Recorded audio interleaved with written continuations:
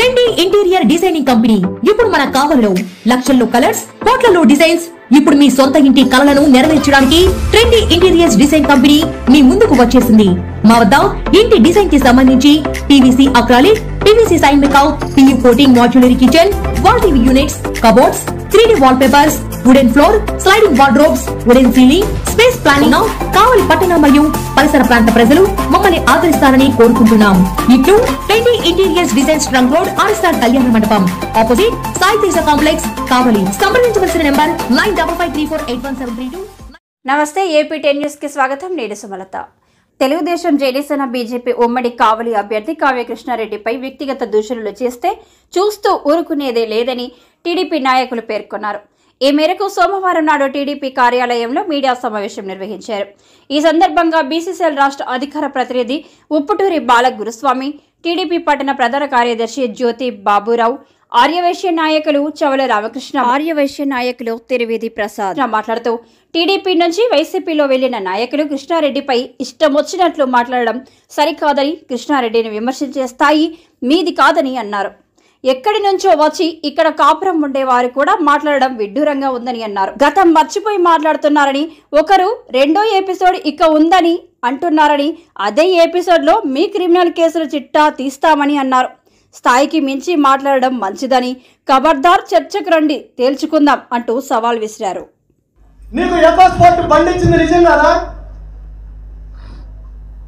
నువ్వు వాళ్ళ దగ్గర డబ్బులు తీసుకుంది నిజం కాదా? ఎలక్షన్ అయిపోయిన తర్వాత 39వ వార్డులో మేము పోతులం, కింగ్లు, ఈ వార్డులో ఇన్ని ఓట్లు తెస్తాం, అన్ని తెస్తామని చెప్పి మాయ మాటలు చెప్తే నిన్ను నమ్మి సుధాకర్ ఆ రోజు డబ్బులు ఇచ్చాడు, ఎకోస్పోర్ట్ బండి ఇచ్చాడు. నేను పెద్ద మహానాయకుడిని, జాతీయ నాయకుడిని, అంతర్జాతీయ నాయకుడిని, నేను కింద తిరగలేను, నాకు కారు కావాలని చెప్పి నీ మాయ మాటలు నమ్మి ఆ రోజు సుధాకర్ నీకు బండి ఇచ్చాడు. డబల్ డిజిట్లో ఉన్నాయి. మళ్ళా ఆ ఎకోస్పోర్ట్ బండి వాళ్ళు తన్నపై లాక్కోలేదా? ఆ బండి తీసుకున్న అతను కూడా రుద్రకోట వెంకన్న అనుకుంటా. మళ్ళా సుధాకర్ గారు పెద్ద మనసుతోటి ఏదో వాడికి ఇచ్చేసాము, కక్కిన కూటికి ఆశపడినట్టుండదు, ఆ బండి వదిలేయండి, హైదరాబాద్ పోయిన బండి మళ్ళా తీసుకొచ్చి నీకు ఇచ్చారు. 2019లో నువ్వు ఎవరికి ఎలక్షన్ చేసావు? తెలుగుదేశం పార్టీకి ఎలక్షన్ చేసావా? తెలుగుదేశం పార్టీకి ఓటేసావా? కావ్య కృష్ణారెడ్డి గారికి ఇక్కడ ఏమీ లేదని చెప్తున్నావు నిన్న. లేకపోతే నీకెందుకు? తెలుగుదేశం పార్టీ టికెట్ ఇచ్చింది, ఇచ్చావు. ఏం ఆశించి వచ్చావు? దేనికోసం వచ్చావు? ఒక్కసారి ఆలోచించు. ఎందుకనంటే నువ్వు ఎన్ని పార్టీలు మారినా కూడా, నువ్వు ఎన్ని వేషాలు వేసినా కూడా, మళ్ళా నువ్వు వచ్చి ఎవరెవరు చుట్టూ తిరిగావో, కాళ్ళు గడ్డలు పట్టుకున్నావో నీకు తెలుసు, చాలా మందికి తెలుసు. మళ్ళా పట్టణ మహిళా అధ్యక్షురాల పదవి ఇచ్చి గౌరవించింది నిన్ను తెలుగుదేశం పార్టీ. 2019లో నువ్వు ఓటు వేయకపోయినా కూడా నిన్ను హక్కును చేర్చుకుంది తెలుగుదేశం పార్టీ. నీ గౌరవం పెరిగే విధంగా మళ్ళా పదవిస్తే నువ్వేం చేశావు? యూజరం లేకుండా బతుకుతున్న నువ్వు కర్మ కాకపోతే నీ గురించి ఈరోజు మీడియా ముందు మాట్లాడాల్సి వచ్చింది. అది ఎంత పెద్ద దరిద్రంగానో ఉంది నీ గురించి మాట్లాడటం. ఈరోజు సందర్భం వచ్చింది కాబట్టి మాట్లాడాల్సిన అవసరం వచ్చింది కాబట్టి మాట్లాడుతున్నాం. పాతూరు వస్తే ఏం మాట్లాడాడు? పాతూరులో నాయకులు లేరా? పాతూరు నాయకులు విమర్శించలేరా? పాతూరు నాయకులకి ఒత్తాస భుజాన్ని వేసుకొని మీరు మీడియా ముందుకు వచ్చి మాట్లాడుతున్నారేంటి? పాతూరులో మీ పార్టీ బ్రహ్మాండంగా ఉంది, పాతూరులో మీ పార్టీకి మెజార్టీ ఉంది, పాతూరులో మీకు మెజార్టీ తెచ్చే నాయకులుంటే మీరు వచ్చి మీడియా ముందులకి పాతూరు గురించి మీరెందుకయ్యా మాట్లాడటం? ఏమన్నా బాగుందా? ఒక్కసారి ఆలోచించండి. మాట్లాడేటప్పుడు ఎవరైనా సరే ఏం మాట్లాడుతున్నాం అనేది ఒకసారి ఆలోచించి మాట్లాడండి. ఈరోజు జువల్ని పోయాలంటున్నావు, ఫిషింగ్ హార్బర్ వచ్చిందని చెప్తున్నావు. ఫిషింగ్ హార్బర్ తెలుగుదేశం ప్రభుత్వంలో వచ్చింది, తెలుగుదేశం ప్రభుత్వంలోనే మంజూరైంది. ఈరోజు అభివృద్ధి గురించి చూపిస్తావరా అండి అని చెప్పి మాట్లాడుతున్నావు. ఏం మాట్లాడుతున్నావు ఒక్కసారి మైండ్ దగ్గర పెట్టుకొని మాట్లాడాలని తెలియజేస్తున్నావు. తెలుగుదేశం పార్టీ అభ్యర్థిగా వస్తున్నాడు అని అన్నప్పుడే కృష్ణారెడ్డి విజయం కావలో ఖాయమైపోయిందని చెప్పి ఆ పైన ఉన్నటువంటి భగవంతుడు రాసేశాడు. అయిపోయింది. ఆ కృష్ణారెడ్డి గారిని ఏ విధంగా అతన్ని అబాసుపాలు చేయాలి, ఆ కృష్ణారెడ్డి గారిని ఏ విధంగా అభూత కల్పనలు సృష్టించి మాయాజాలం చేసి జంబలగడి పంబ మనం ఏ విధంగా చేయాలని అనేక విధంగా మీడియాల రూపంలో మనం కొన్ని దాంట్లో అంటే అవి చదివి మన మనస్సాక్షి కూడా ఒప్పుకోనటువంటి పదాలు, పనికిమాలోడు, దరిద్రుడు, ఏదో గుడికల్లో ఎనకల్లో వేసుకుని వచ్చేవాడు, పాత్రలో చెప్పిన విధానము, పాత్రలో వాళ్ళ బ్రహ్మరథం కృష్ణారెడ్డి కానీ రంగోజీ గారి పోతుంటే బ్రహ్మరథం పట్టారు ఆ పాత్రలో వాళ్ళు చెప్పింది ఏంటి, అనేక విధంగా వ్యక్తిగత దోషాలతోటి క్వారీ కృష్ణారెడ్డినో లేకపోతే క్వారీలో ఏమేంటో జరిగినాయనో మీరు రాస్తా ఉన్నారు.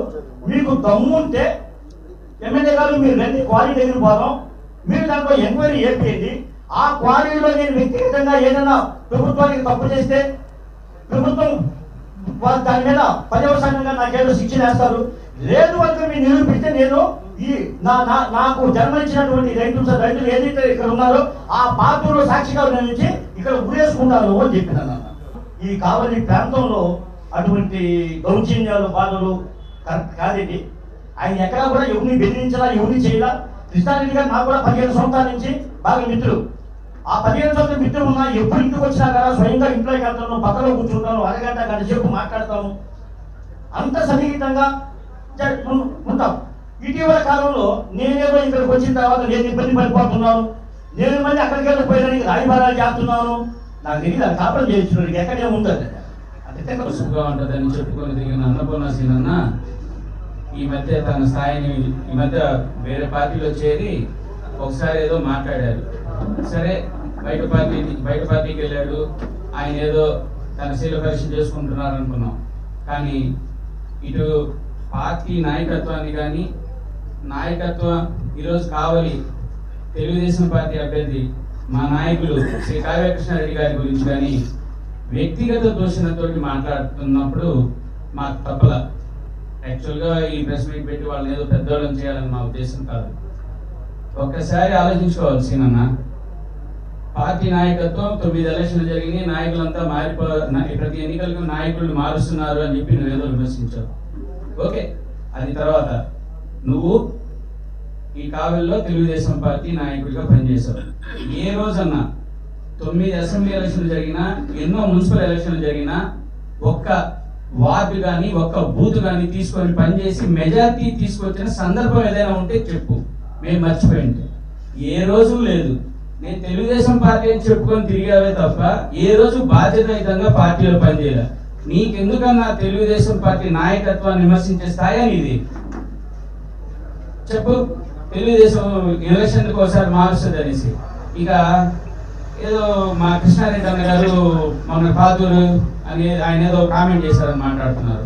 2014 నుంచి 19 దాకా ప్రతాప్ రెడ్డి గారు ఎమ్మెల్యే, 19 నుంచి ఇప్పుడు వైసీపీ ప్రభుత్వం ఎమ్మెల్యే. ఈ 5 సంవత్సరాల వైసీపీ ప్రభుత్వ కాలంలో ఎన్ని అరాచకాలు జరిగాయో వాళ్ళ మనస్సాక్షిగా తెలియాల. అంటే ఆయన నా దైవం మా దేవుడు అని చెప్పుకున్న ఎన్టీఆర్ విగ్రహాన్ని కూల్చేసింది వైసీపీ ప్రభుత్వం కాదా? ఏమైపోయింది ఒకసారి మనసును తెచ్చుకున్నా. కేంద్ర దాసరి శివాజీ ఎవడు వాడెవడు దాసరి శివాజీ వాడెవడు వాడి ఇంటిలో దిగ్బంధం చేస్తే దిక్కులేదు. ఒక సామాజిక వర్గం ఎవడో ఒకడు ఒక దాన్ని పెట్టుకొని బతుకుతున్నాడని, మానవ ఆనాడు అడ్డం పెట్టుకొని బతుకుతున్నాడని